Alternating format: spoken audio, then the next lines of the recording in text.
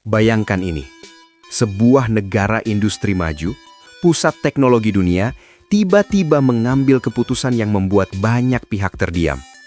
Ribuan pekerja migran dipulangkan. Bukan karena perang, bukan karena krisis ekonomi, tapi karena satu hal yang sangat sensitif, performa kerja. Dan yang lebih mengejutkan lagi, setelah memulangkan mereka, negara ini justru membuka pintu lebar-lebar untuk Indonesia. Ya, Taiwan kini bersiap mendatangkan sekitar 10.000 pekerja asal Indonesia untuk mengisi sektor manufaktur mereka. Pertanyaannya, apa yang sebenarnya terjadi di balik layar? Mengapa Taiwan berani mengambil resiko diplomatik sebesar ini, dan kenapa Indonesia yang dipilih? Kita mulai dari fakta yang jarang dibahas secara terbuka. Taiwan adalah salah satu mesin industri paling sibuk di dunia. Negara kecil ini memegang peran besar dalam rantai pasok global, dari chip semikonduktor, komponen elektronik, hingga suku cadang otomotif, semuanya bergantung pada pabrik-pabrik di Taiwan. Dunia boleh melihat Taiwan sebagai negara maju dengan teknologi tinggi, tapi di balik semua itu ada satu masalah besar yang terus menghantui, krisis tenaga kerja.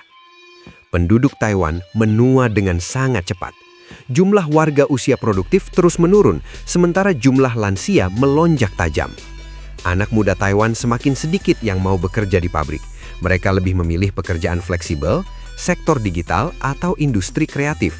Akibatnya, pabrik-pabrik Taiwan kekurangan tenaga kerja di level operasional, dan disinilah pekerja migran menjadi tulang punggung yang tak tergantikan. Selama bertahun-tahun, Taiwan merekrut pekerja dari berbagai negara Asia. Asia Tenggara menjadi sumber utama, tapi belakangan Taiwan juga melirik Asia Selatan, termasuk India. Di atas kertas, India terlihat ideal, populasi besar, usia kerja melimpah, dan biaya tenaga kerja relatif rendah. Tapi dunia industri tidak hidup di atas kertas. Dunia industri hidup di lantai produksi, di jam kerja panjang, di tekanan target yang tidak mengenal kompromi.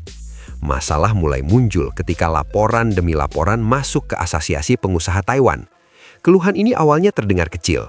Keterlambatan, absensi, komunikasi yang tidak lancar, tapi lama-kelamaan keluhan itu menumpuk dan berubah menjadi pola.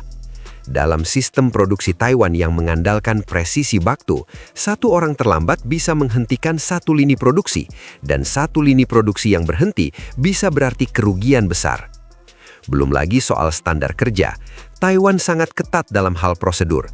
Kebersihan, kerapian, keselamatan kerja, semuanya diatur dengan detail. Bukan karena perfeksionis, tapi karena produk mereka menyasar pasar global dengan standar tinggi. Beberapa manajer pabrik melaporkan bahwa mereka harus mengeluarkan biaya tambahan untuk pengawasan dan pelatihan ulang.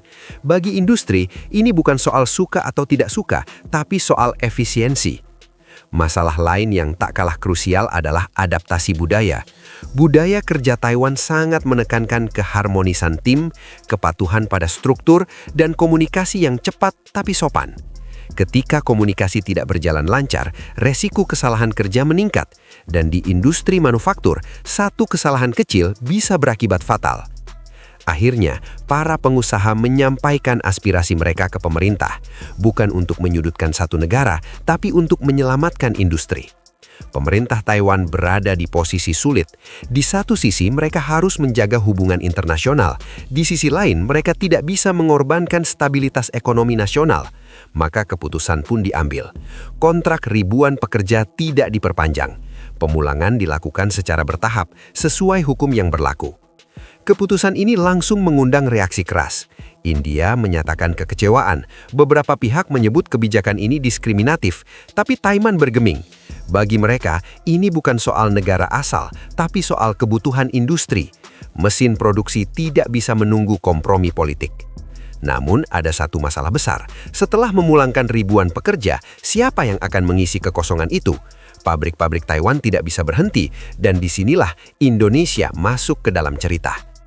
Indonesia bukan pendatang baru di Taiwan. Selama puluhan tahun, pekerja Indonesia sudah menjadi bagian dari sistem tenaga kerja di sana. Mereka bekerja di pabrik, di kapal perikanan, hingga sektor perawatan. Dan selama itu pula terbentuk satu persepsi yang sangat kuat di kalangan pengusaha Taiwan. Pekerja Indonesia bisa diandalkan. Banyak manajer pabrik menyebut pekerja Indonesia sebagai pekerja yang tahan banting. Mereka mampu bekerja dalam tekanan tinggi, jam kerja panjang, dan target ketat. Bukan berarti tanpa masalah, tapi tingkat stabilitasnya tinggi. Mereka jarang kabur, jarang pindah kerja sebelum kontrak selesai. Bagi industri, ini adalah emas.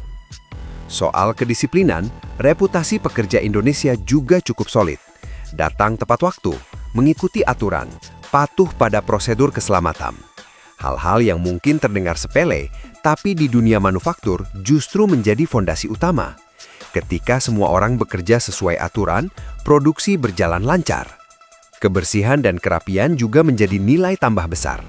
Pekerja Indonesia dikenal terbiasa menjaga area kerja, membersihkan sebelum dan sesudah shift, merawat peralatan.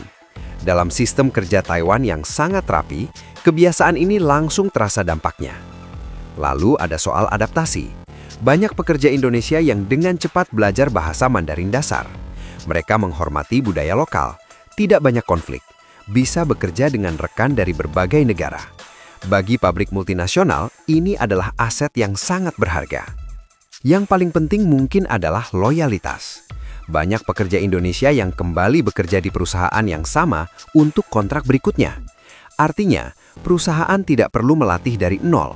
Produktivitas naik, biaya turun. Semua pihak diuntungkan. Dengan semua pertimbangan itu, Taiwan akhirnya mengambil langkah besar. Mereka memperkuat kerjasama dengan Indonesia. Targetnya jelas, sekitar 10.000 pekerja untuk sektor manufaktur strategis. Elektronik, otomotif, tekstil, dan pengolahan makanan menjadi fokus utama. Bagi Indonesia, ini tentu terdengar seperti kabar baik. Ribuan lapangan kerja terbuka, remitansi meningkat, kesejahteraan keluarga pekerja terdongkrak. Tapi pemerintah Indonesia tidak mau gegabah. Mereka sadar, reputasi yang baik bisa runtuh jika kualitas tidak dijaga. Maka dirancanglah pelatihan yang lebih ketat. Calon pekerja tidak hanya dibekali keterampilan teknis, tapi juga bahasa, budaya kerja, dan pemahaman hak serta kewajiban. Tujuannya bukan hanya mengirim tenaga kerja, tapi membangun citra jangka panjang Indonesia di mata dunia industri. Namun tidak semua pihak menyambut kabar ini dengan euforia. Aktivis buruh mengingatkan satu hal penting. Jangan sampai kebanggaan nasional membuat kita lupa pada perlindungan pekerja.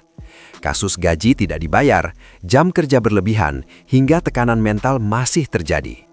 Jika Indonesia ingin benar-benar menjadi mitra strategis, maka perlindungan pekerja harus berjalan seiring dengan ekspansi tenaga kerja.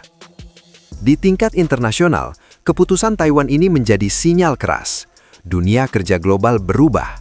Negara tidak lagi hanya mencari tenaga kerja murah, tapi tenaga kerja yang paling cocok dengan sistem mereka. Disiplin, adaptif, dan konsisten menjadi mata uang baru dalam persaingan tenaga kerja. Dan disinilah posisi Indonesia saat ini, dipercaya tapi juga diuji, dipilih tapi harus membuktikan.